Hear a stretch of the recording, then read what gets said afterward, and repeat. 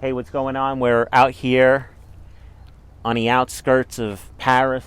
And what's the name of this city again? Herblau. It's not quite a city. It's more like a beautiful, non-polluted town with individual characteristic homes and waterways that you could swim in and see the floor. We're out here doing a little recap of our 2-night ayahuasca session. And I'm here with ASKEW, a great friend of mine, an artist from Auckland, New Zealand, currently traveling the world and living in New York. DAKS, Dr. DAKS, who comes from Atlanta, Georgia, the dirty South. A wild motherfucker with a Chevrolet tattoo on his fucking neck. And my man fucking Will, fucking casually sophisticated motherfucker who has been embedded from good parenting with respect and social etiquette. So have a listen to these guys talk about their accounts with ayahuasca.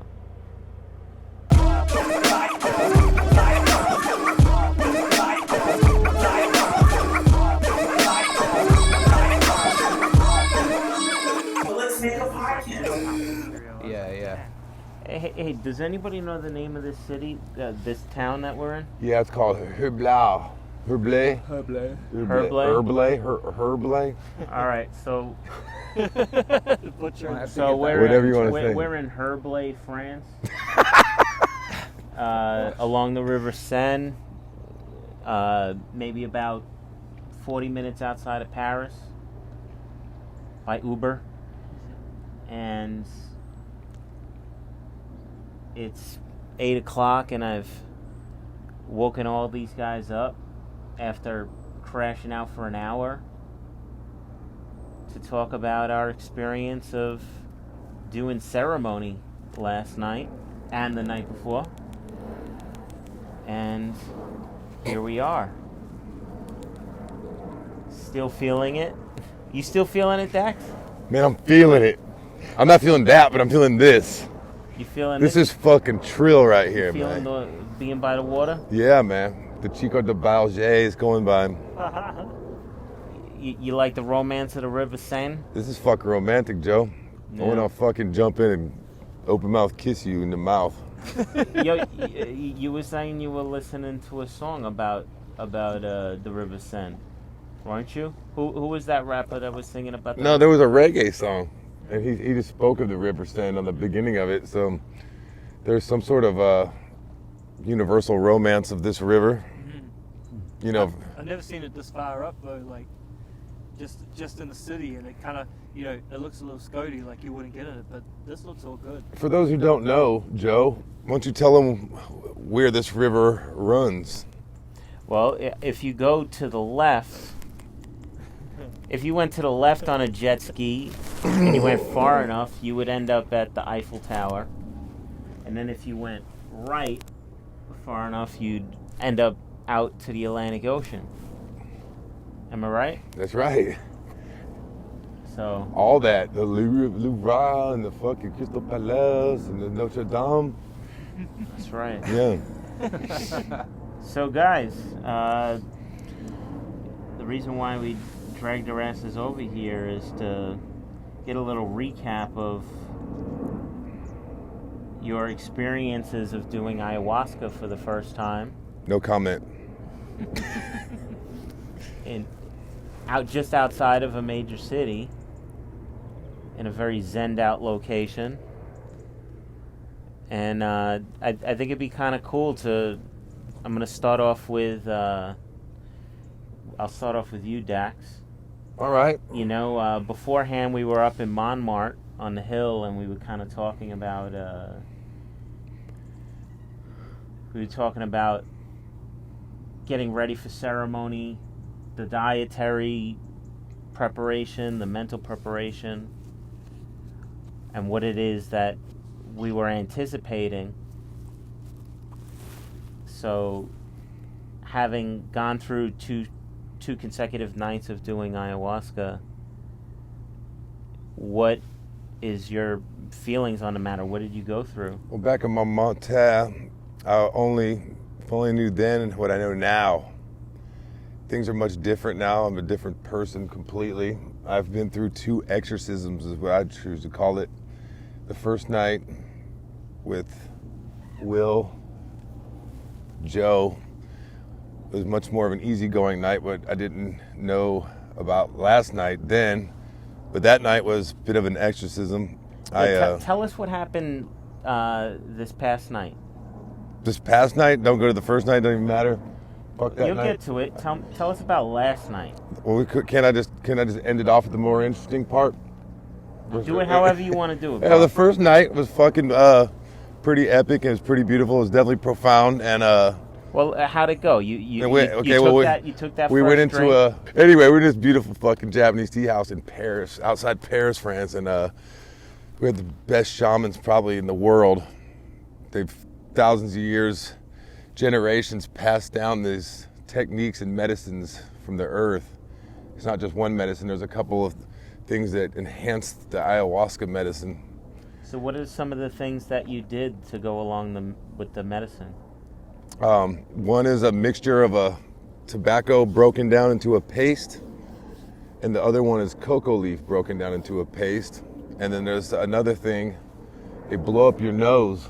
That's a mixture of, I believe, herbs and some other stuff from Tobacco as well. and tobacco, and it's like snoof, but it's more potent. And they take it in a big thing and they blow it in your nose, and you get live.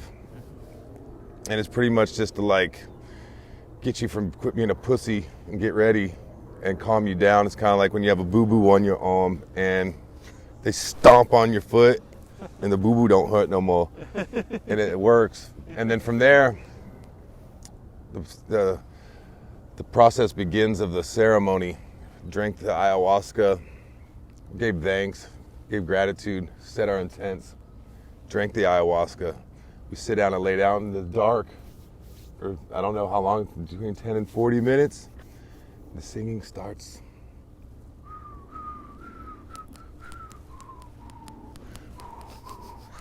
It starts really light, and it builds up.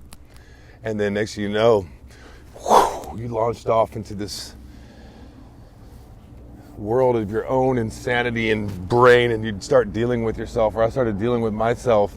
And I'm a scary motherfucker. I found out I'm scared to death of myself, and start fucking, I don't know, crying, laughing, dancing, a whole emotional roller coaster of every emotion you could ever imagine. And when the music slows down finally and goes still from just being rambunctious and Amazon leaves shaking in your face and shamans spitting at you, the music calms down and it becomes more like a DMT world, and it's just super visual and digital, and there's all sorts of data flying around.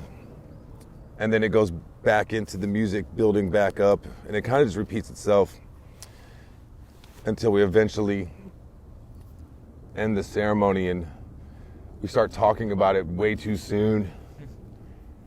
And then Did you run into any type of specific type of messages or encounters with people in that first night? Yeah, okay, I did. At one point when I was having a full exorcism and my head was spinning around in circles, and I was freaking out and I didn't know if I was gonna survive the whole thing, Doze Green walks in the room, and I thought it was like a special guest. I thought it was like one of your fucking your like surprises that Joe does. I was like, oh shit, Joe got Doze Green to show up, and it threw me off, and I wasn't scared as much anymore, but I was still sweating and freaking out. And he came over and he put his hand on me, and when he did, he started glitching out, and he came back and glitched out and just disappeared. And it was unbelievable. And he probably wouldn't even believe this, but the shamans even said that people's spirits can show up, and maybe he showed up because that guy's a freaking inspirational icon in my life anyway, so he showed up to comfort me, and thanks, Doze. Appreciate you, buddy. And I can't. Last night was so crazy that I can't remember the first night in detail as much. But going into the Tell second, us about last night. You came in. You set an intention. What was your intention for last night? my intention from last night was to continue from the first night because I didn't feel like I had let out all my sadness and darkness. Especially if I had a day to marinate on it during the day, and I was like, man, there's still. First of all, I didn't even want to do a second night. You talked me into it originally, and then after the first night, I realized I had to do the second night. There was no way out of that. Just for myself, I knew I couldn't leave this situation and opportunity behind because I knew I had to just clear this stuff out. And so I set out an intention of just clearing out the rest of this sadness and to also unblock any creativity blocks or challenges that I'm facing. So in that, the ceremony started the same exact way. I drink the ayahuasca. I'd say within 10 minutes it started feeling it. It hit me fast. As soon as the whistling starts, the little light whistling starts, it starts just chilling in me. And then as the music built up, I was dancing and breathing hard. And then the exorcism started again. And it got deeper and deeper, and it built up and got more and more extreme to the point the shamans were spitting on me and spitting stuff in my face. I had cocoa leaf paste all over me somehow.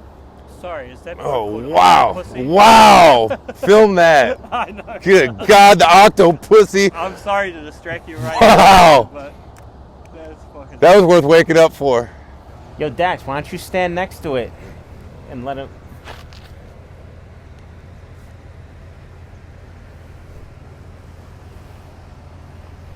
Can you get me fucking it? I'm gonna fuck the fucking octopussy. That's 8 pussies. We got enough for all of us. Hey, so that's a barge too, right? Yeah. That's a huge. That's gotta be a private barge right there with that name. It's got a fucking Audi on it. How do you get the Audi on that thing like that? How do you drive the car onto there? You must have it like a ramp. Fuck. Alright, so anyway. The octopussy. Why don't you stand there and maybe shoot some real time? So tell us. So Okay, so yeah, so it hit you quick. It hit The me second quick. time it hit you quick. hit me so quick. I mean, I saw you like just wilding out. I think originally I just started breathing. And then, yeah, it just got more and more extreme to the point where I don't even know exactly what I was doing. I really felt like I was, and I just couldn't control myself. And I started, and then I seen spirits coming all around me, good ones and bad ones. But the bad ones were so fucking bad, the good ones were staying on the other side of the room. And I believe the shamans saw these spirits because they came like right over, like, and they kind of like were scared of the shamans a little bit. But when the shamans came over, it just steered them behind me. So I started like freaking out. There's a wall behind me, but I was looking. And then one of them entered me, and I started speaking in tongues, and I started speaking other languages, and I started speaking in voices that weren't mine. And I think ASKEW can even vouch for that. This shit's not fake. This was some real shit going on. And what was the physical feeling of? I felt that spirits coming the in spirits, Did you one feel of it the main tingling? spirit, the baddest one that was really picking on me, and I was begging. I was like, please fucking be nice to me, man. Stop. And I was begging for mercy. I was crying and I was screaming, and I started throwing up in the bucket, and it seemed like an endless flow of ayahuasca, which was more like thicker at this point. It seemed like straight thick molasses coming out, and it was fucked. And then I started, the speaking in tongues and other languages was like insane. And then I started like, the shamans came over and like spit a loogie on me, and my fucking, I felt the stuff dripping on my head, which I thought was a loogie, but I went like that and I could feel, it felt like my third eye had opened up. And stuff was just oozing out of it, and it freaked me the fuck out. And I started wiping it off, and the shamans were kind of bugging on me at this point. I think they knew I'd lost control, and I wasn't even controlling myself anymore. I had a spirit that was inside my body controlling me, and I still had the other ones picking on me, so I was fighting it. So I started getting pissed off and just fuck. And then it would just take control of my body and make me just turn into a total fucking like rag doll. She was insane, and then it kind of left me alone. It kind of I thought I had shedded it out, and the music, it went back, and I started just fucking just like catching the spirit, like black folks in Southern Baptist Church. And then then they came back. They came back immediately, and I went into a feverish thing, and my arm went limp, and I couldn't feel it, and I felt like the spirits were like ripping my soul out of my body.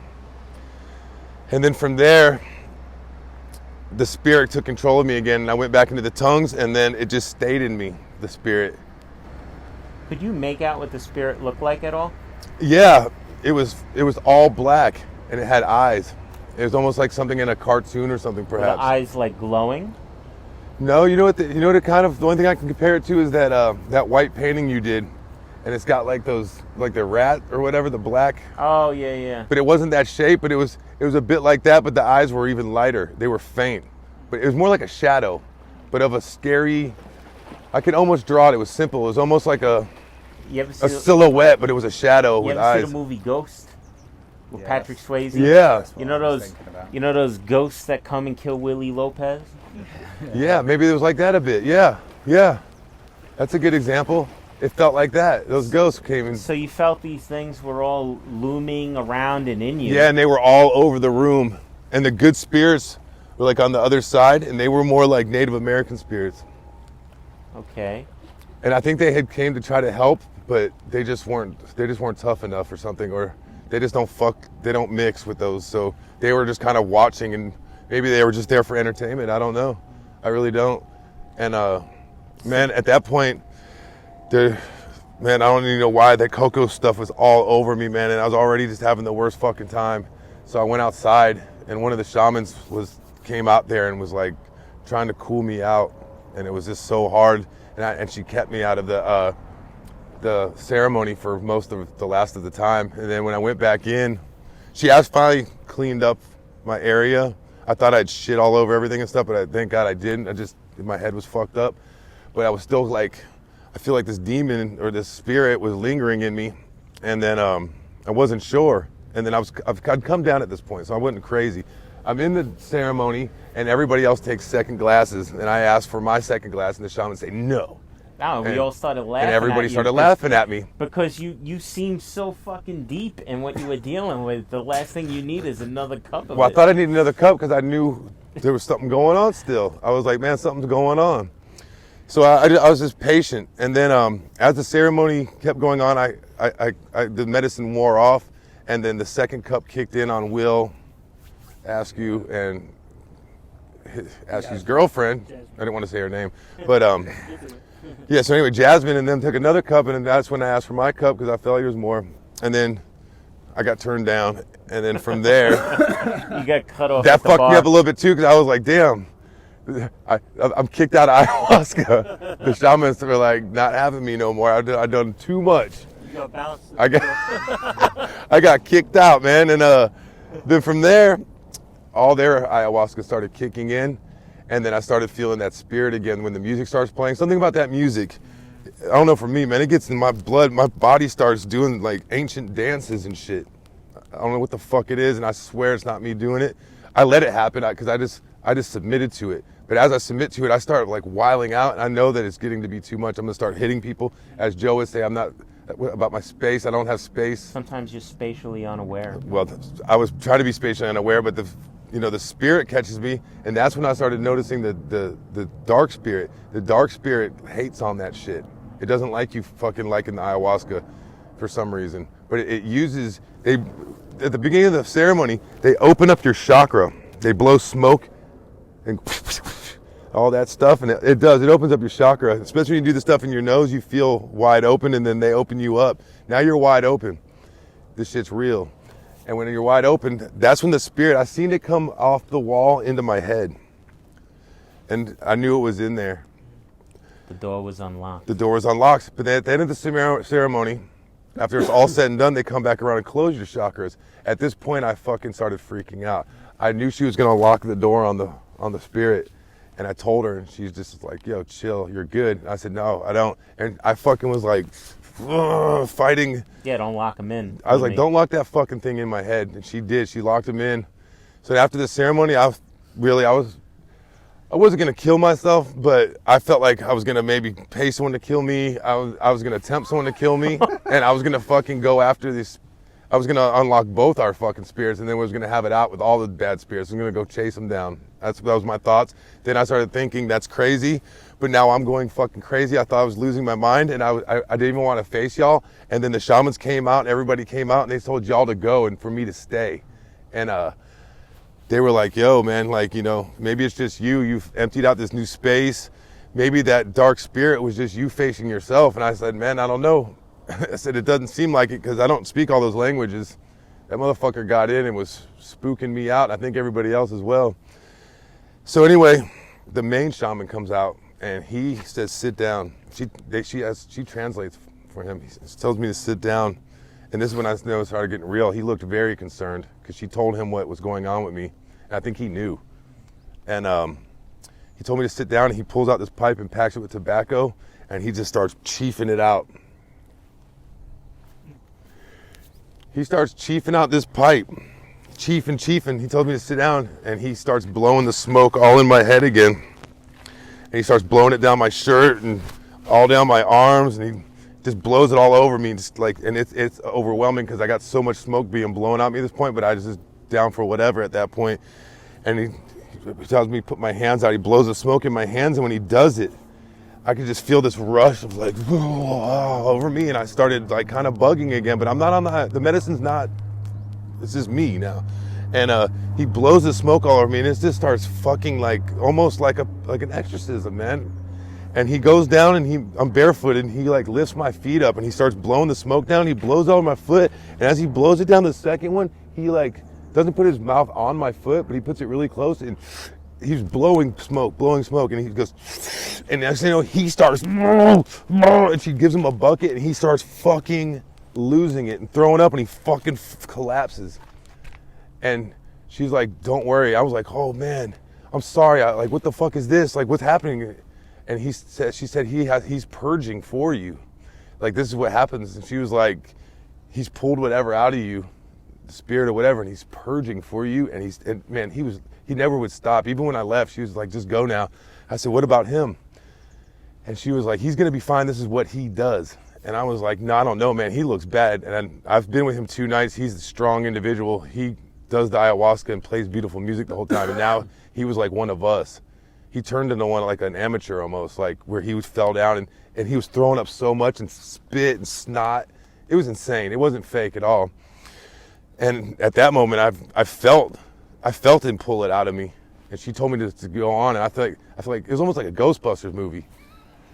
And like, I swear, and she was like, "Just go." And she walked me down actually, and she told me not to say nothing to y'all. She didn't want me to fucking bum y'all out because I know y'all were on your own journey. And she maybe thought that my story and journey would ruin y'all's.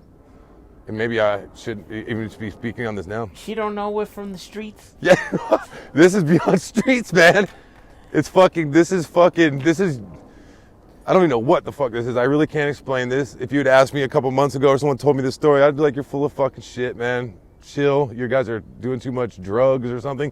But this is real. This shit happened. And you can't make this shit up. Ayahuasca. Amen. Wow. So we're gonna go to Will, because Will has also done it 2 nights in a row. Yeah. With us. Do you want to stand and give a performance? No, I'm good for that. It helps when you move around and use your arms. Yeah, no, I prefer I mean I'm limited as to what I really want to say publicly about my trips. Yeah, because yours is deep. I have I also feel, I mean, this is not necessarily what everyone wants to do. I think your story can help others, though. Yeah, there's a level of respect I feel for my first trip that I don't really want to go into too much detail. I think half of the test with this stuff for me was sort of the anticipation and apprehension about doing it. I mean, I've played around with similar psychedelic substances and have like a pretty good knowledge, and I've used DMT quite a bit. And I mean, Joe, you explained to me a lot about the previous ceremonies you'd done, and yeah, I think it was about getting, like, I really felt like the need to get the diet right and try and cleanse as much as possible, which I feel worked to some extent. I didn't have to purge as much. Whether or not that's down to the diet, I'm not sure. So yeah, I mean, in both trips, I've had to take a second cup, and I was slightly worried about. Well, it was hard because it was quite frustrating to hear that this stuff was going on around me, and both of you two were experiencing something quite deep, and I was still sort on of... the first night. On the first night, yeah. I think on the second night less so for you, but DAKS I could hear both nights, and yeah, I mean, it sounds like it would be distracting, but you're so in your own sort of thoughts and on your own path that most of the time those noises don't really have any sort of bearing on what you're going through. Yeah, I think past doing the second cup, it really came on super quickly, and had some very, very sort of intense visuals on the first night that depicted a lot of stuff from my childhood, and it's very like quick flashes of images of places that weren't necessarily like great places for me, which in turn actually made me have to go and purge, which I did in the toilet, which was pretty lucky because it was a projectile vomit. And it's amazing sort of the instantaneous lift of weight you feel once you've done your first, once you've thrown up the first time. Your whole body feels, infinitely lighter. Yeah, I mean, I basically had an experience with my father, who's been dead for 10 years. So it was very emotional. I think there were lots of points where it felt like he was literally either in me or beside me, watching me, and they were showing me through his life as a child and him growing up, and then some sort of deeper and not necessarily darker parts, but bits where they were explaining how he died. I mean, I knew obviously how he died, but it was more a sort of physical, like a anatomical representation of his body, and it was showing me within his body and opening up through like muscle tissue into the organs, and showing me in the heart and how it got to that point. He had a heart attack. Yeah, it was a very, very emotional trip the first night, and I took a lot away from it. It's the first time I've really felt close to my dad, or felt his presence since he died. So yeah, it was a pretty special thing for me, and I think it's something I'll hold on to for a long time. The second night was very, very, very different, and equally had the same issue with having some frustrations, and I think you felt like it wasn't activating. It just when wasn't. You took that first cup. The first cup didn't feel like it was activating at all. I was wondering whether my intention that I'd set was clear enough. What was your intention the second night? Well, my intention was exactly the same the first and second night, and it was really to do with a kind of self-confidence or a second guessing with my working practice, and trying to find a solution to some sort of points I've come up across in the past which have left me stressed, depressed, and sometimes really stifled my sort of creativity. And I just wanted to sort of find a way to work around these situations where I'd get quite built up. It would build up and build up and build up to a point where I'd almost become sort of manic and be quite unhappy about what I was doing. And it really, in my line of work, I shouldn't be having those sort of feelings. I mean, maybe it's a good thing, and it shows that I'm, passionate about what I do. But I think there was something really, really wrong, or like a process that I've over the years sort of managed to sort of ingrain in my process that's not getting me where I need to be with ease. And yeah, with it not working, I really started to sort of question whether the test itself was for me to sort of learn about patience and not to sort of want things to come on so quickly, and like understand that maybe ideas and different things within this process of making art and working, maybe it is just that it takes time, and sometimes you need to sort of be a little bit more patient. I mean, and then I went on to take the second cup quite late on through the ceremony, and almost instantaneously it came on very, very strong, and I had a very, very vivid and strangely themed ceremony. I asked the medicine to show me what it wanted me to see, and it showed me some quite sort of dark and sad stuff, which, you know, really I have no way to sort of pinpoint. You know, I didn't. Well, and I still don't have any sort of way of referencing.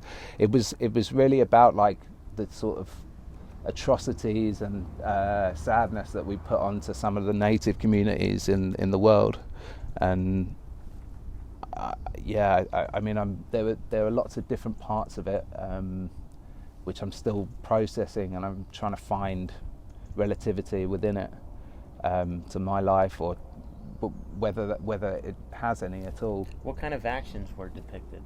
There was a lot of like just showing like bodies upon bodies of people that had been mistreated and killed by people.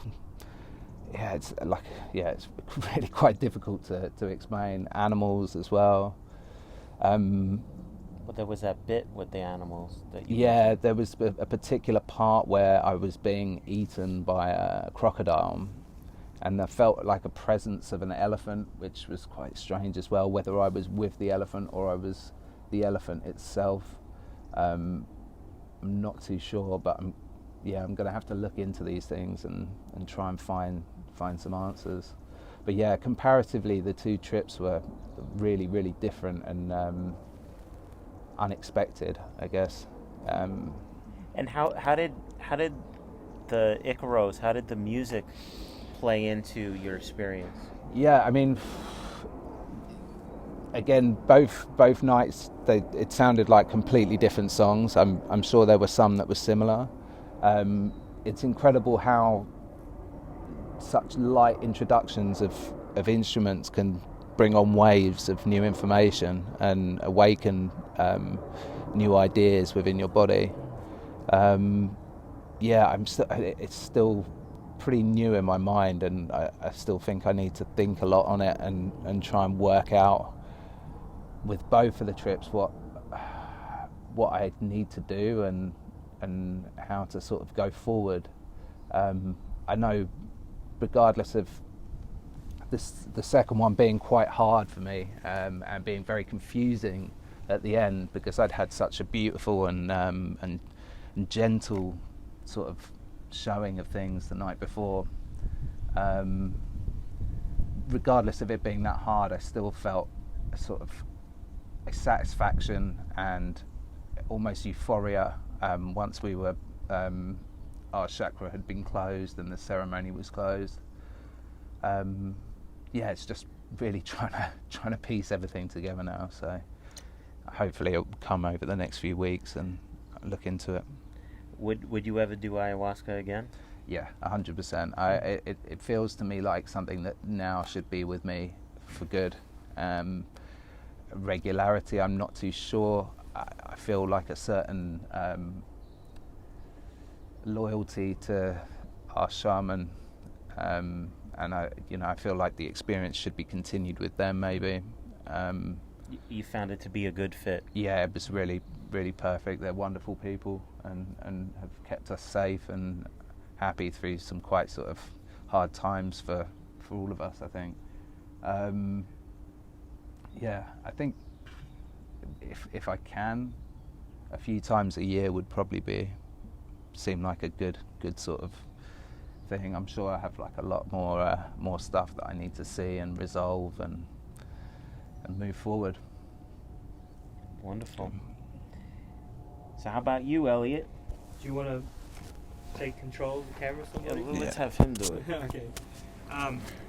So it's just manual focus, and you just hit, and none of this one here is going to go out. Yeah. You gotta stand up. I can stand. Standing helps talk. Yeah, it does. I'll do it. Yeah. So Elliot, you missed the first night. Yeah. But you showed up. You showed up for the second night. Well dieted, Yeah. mentally prepared, Yeah. I mean. along with your wonderful wife. Yes. Correct. And you got to sit down into the second night of our ceremony, the first night of yours.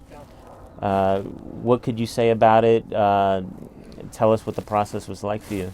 Well, I guess that my intention heading into this was really something that's a little bit more pressing to my own life, and particularly considering recent events the last couple of years.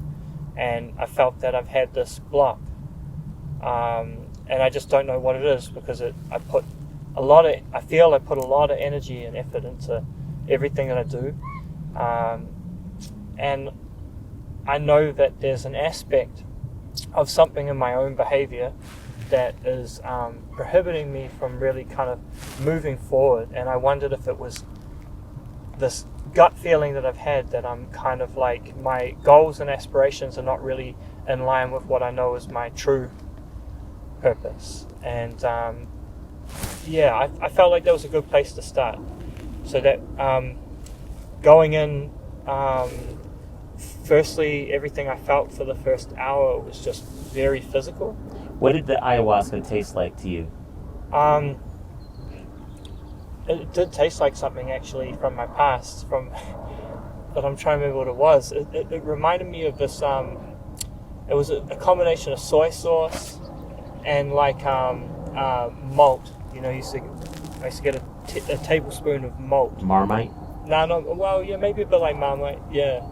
Yeah. I mean, it was crazy. I did the snuff as well. I saw DAKS go and do it, and I thought, okay, I'm gonna. I know it's my first time, and I'm gonna go all in and just take everything that's on offer and receive it.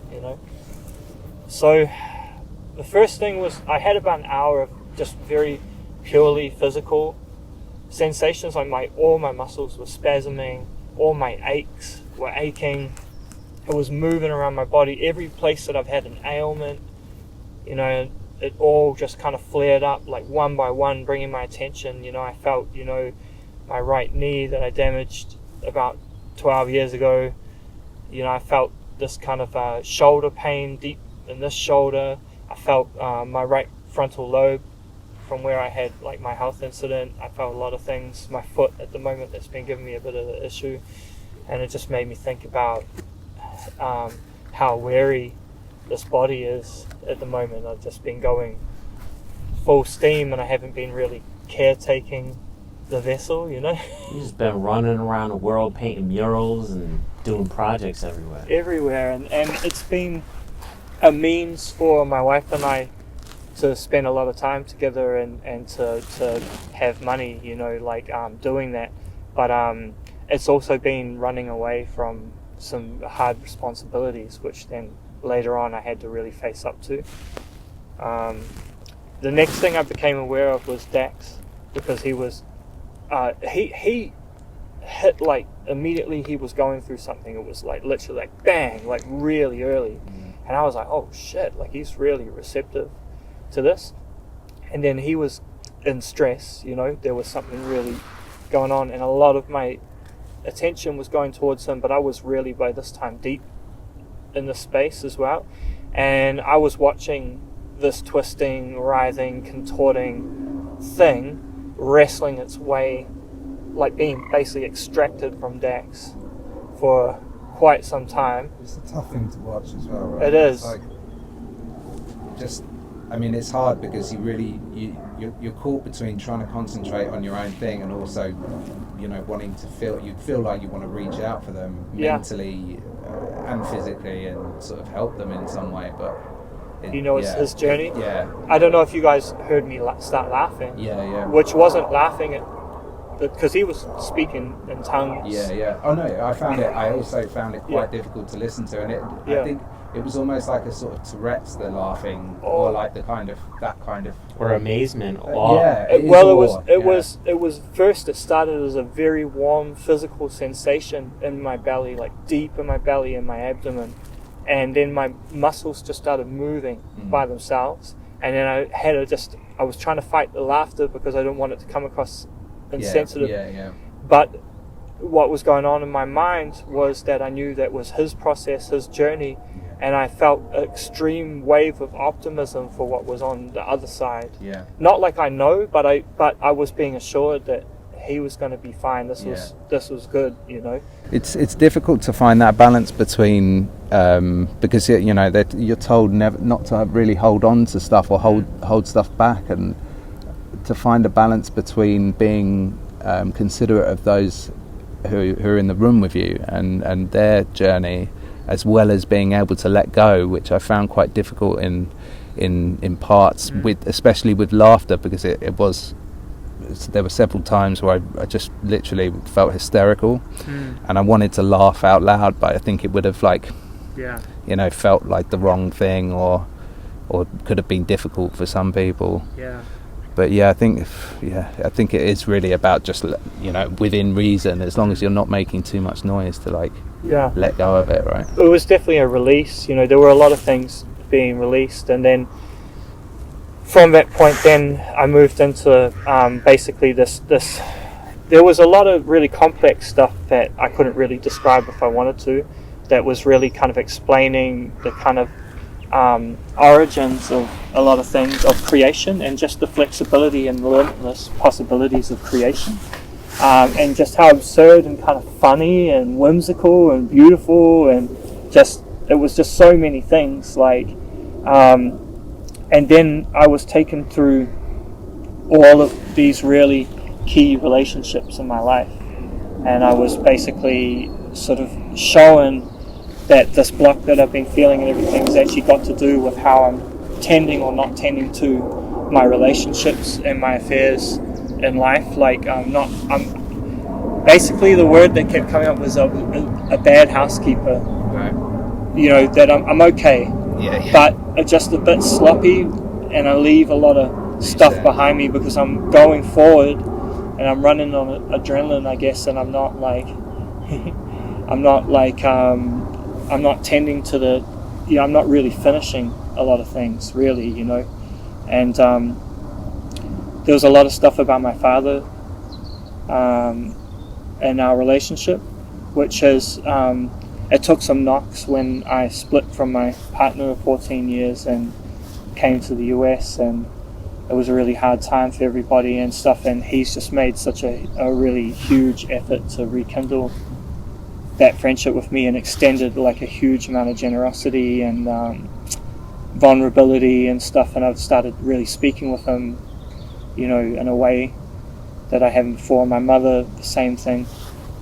I'd never realized how distant I was from my family, and I've only started to begin to learn how to communicate, and I've got some work to do there, because I have some very specific things now I need to say to them that I think they really need to hear for their own happiness and well-being right now.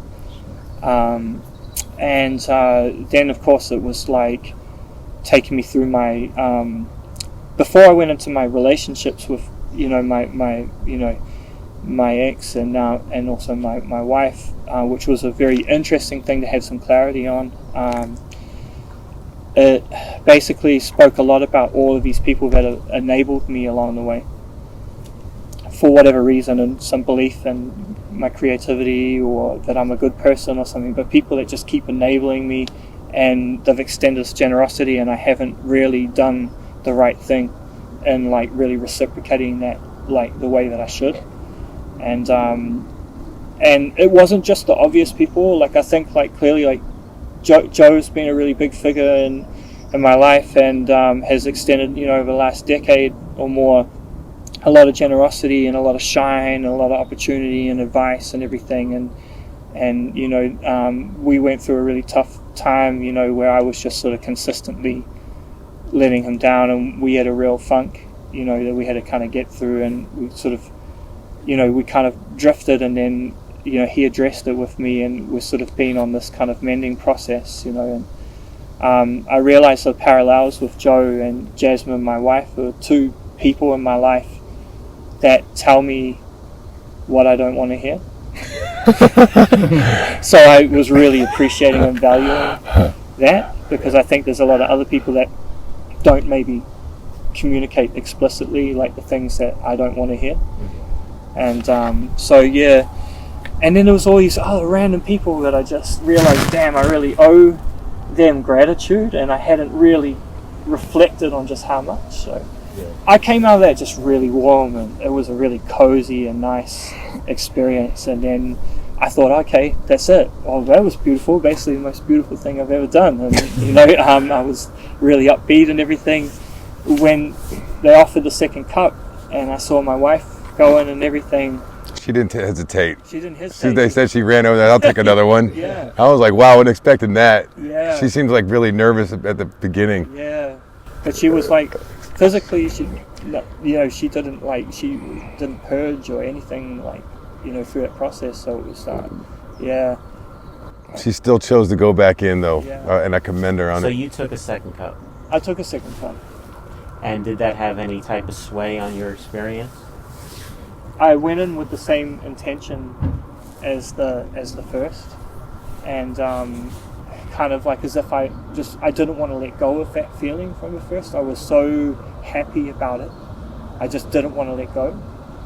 And I went in and I got my ass checked. Basically, I got told, "We told you," but just in case you weren't listening and you didn't take it seriously, here's the fucking roller coaster version of what we just showed you, like, and fast forward, but 10 times worse, like, you know, like, all the hard stuff. What did that look like? Oh, fuck. All I know is it was the most physically exhausting, the most sick.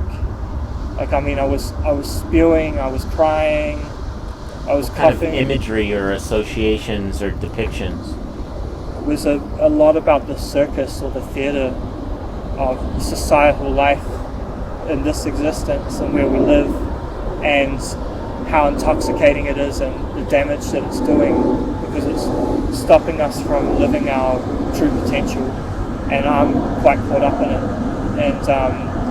and give a lot of attention and focus to those areas, which probably, you know, man. That's not that one from last night. No, that one was way bigger and crazy. The other one was like a straight cruise ship. Yeah. But there's people sleeping on this one, so it's hotel. I would live in that boat. Yeah. Thanks. Yeah. Yeah. They're Rotterdam. I think with the last one, man, like, I was seeing a lot of the absurdity and the vanity and the stupidity of the things that we spend our days doing.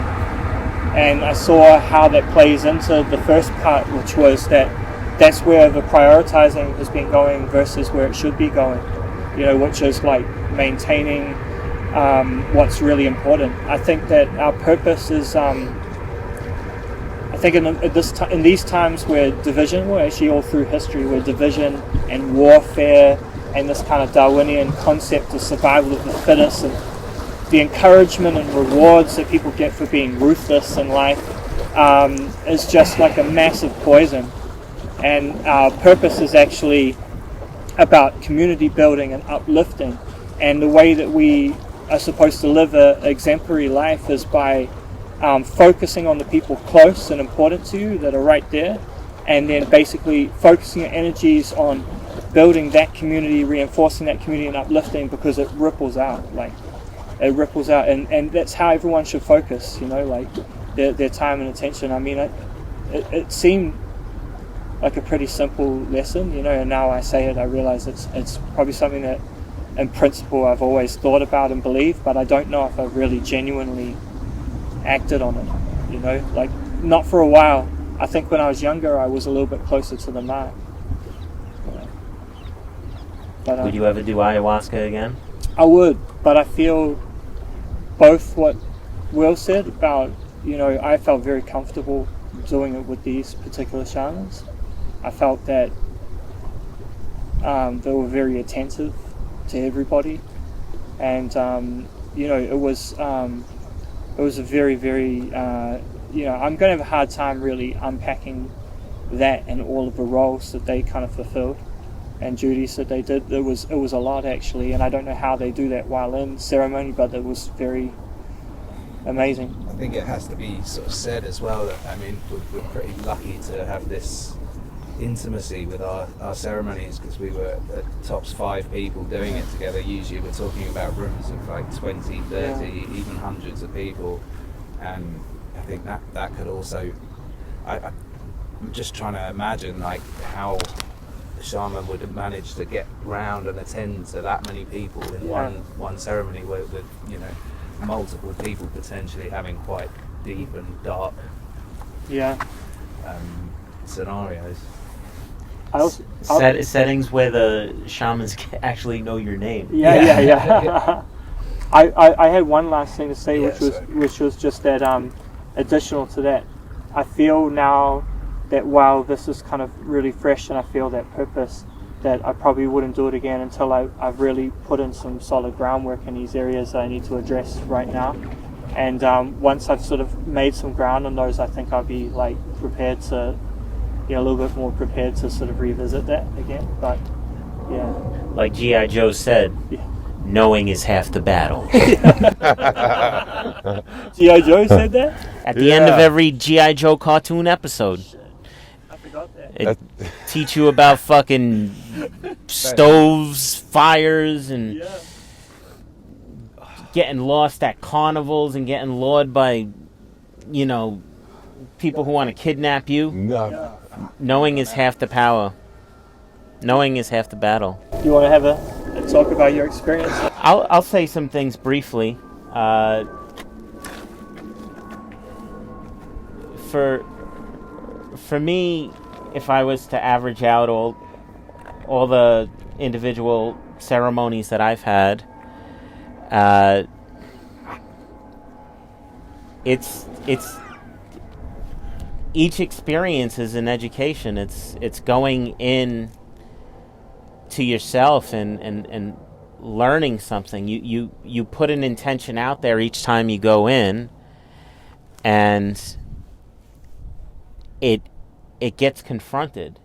You know, every single time I've ever gone in on a ceremony with an idea, it never chose to ignore it. It addressed it. So, night 1 of this experience here in France, I asked to know more about past lives and my own past lives. And I wanted to learn about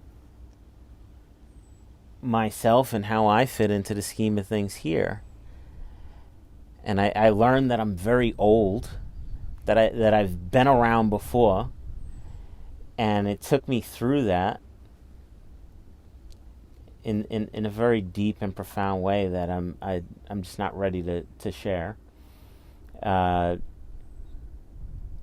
then it just started to channel through a lot of these different messages, lessons, insights, universal truths that I had to keep writing down, and I was sort of, you know, quickly, frantically writing these things down in the dark, and it started combing over aspects of my current life and telling me exactly what to do with work, with, you know, what I do personally and all that kind of stuff.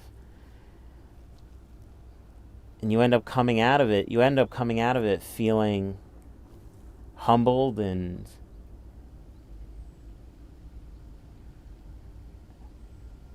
upbeat feeling like you've learned something profound.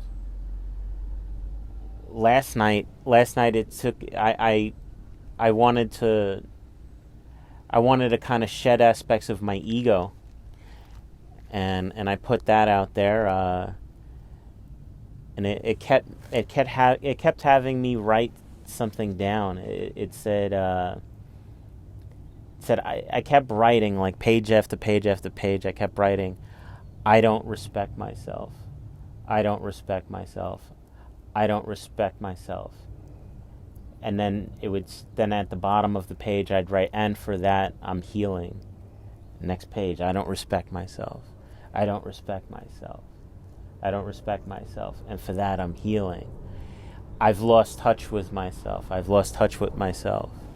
It just kept taking me through all of these different things. And ultimately, as I've kept writing it started to change the words around. And it finally led into, I found myself, I found myself, I found myself, I found myself through healing. It had me write the word yourself down, and the word yourself, the Y was separated from ourself, so Y was separated from OURSELF, and the way ourself was written, it had the feeling of ourself, and it also had the detachment of the Y as being an individual thing, and it kept drawing my attention to that, this idea of you being this separate entity from everything and everyone else.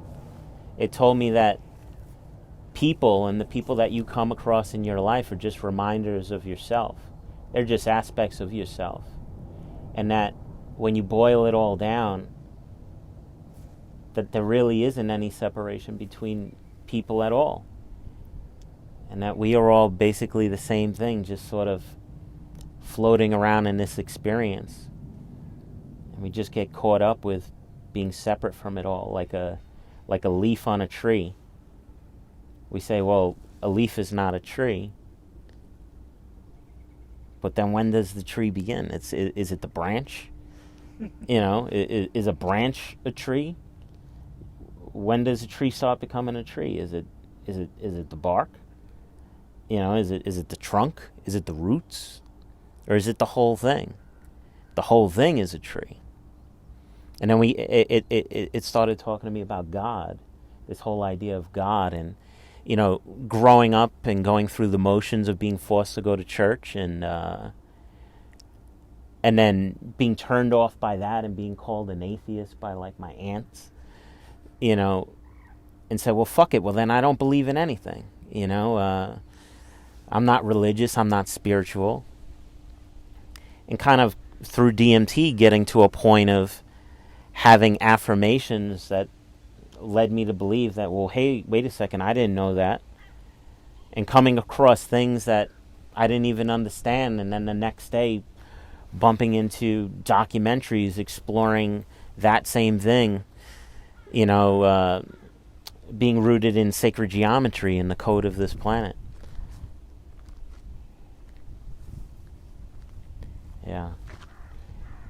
It's some serious stuff, man, and it's an education for me every time I go in, and it motivates me to move forward as a human, as a patient person, because sometimes I'm not patient, and sometimes I could be a fucking asshole, and I struggle with that, and I want to shed some of that. That comes from my history, my past. You know, all these dysfunctions and stuff that we just sort of wear as aspects of our identity. I want to get rid of some of that. I want to be goofy and look like a weird motherfucker, and be okay with that, you know. So yeah, man. I thought it was all fucking fun. I thought it was all fun. It told me about art. It said about my art. It said that my paintings are not paintings. My paintings are experiences. My paintings are reminders. It said paintings are reminders. A completed work, a painting that I've done with many variables, a lot of crazy contrasting elements and whatnot. It's a problem. It's a really intense painting by me is me working out a problem within myself, and it's recorded onto that surface. I have this belief that we are the recorders of emotional energy, and we channel that energy through our cells, through our arms, through our hands, through our tools, and it's forever imprinted onto whatever surface you decide. So you could be long dead, and if that painting still happens to be around, that energy is there. It's within each stroke. It's within each element. Yeah. So, thank you to you guys for fucking coming out and hanging out with me. Thanks for having us. Man. Thanks for having us, and thank you for bringing us to this unique ayahuasca experience with what I imagine are the best shamans in the world, and giving us an intimate session or ceremony. I can't thank you enough, and I feel wonderful. I feel fucking wonderful. Yeah, man. I didn't during the ceremony, but it's like getting out 40 years of bullshit in 4 hours.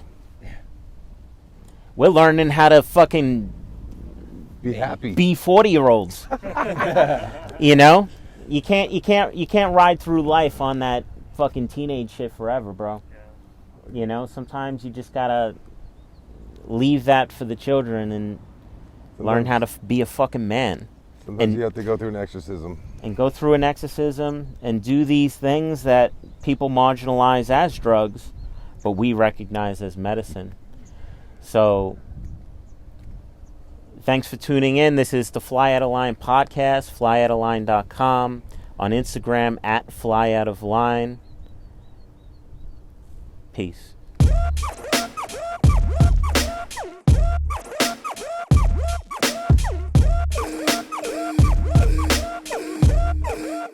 Let's make a podcast. All right.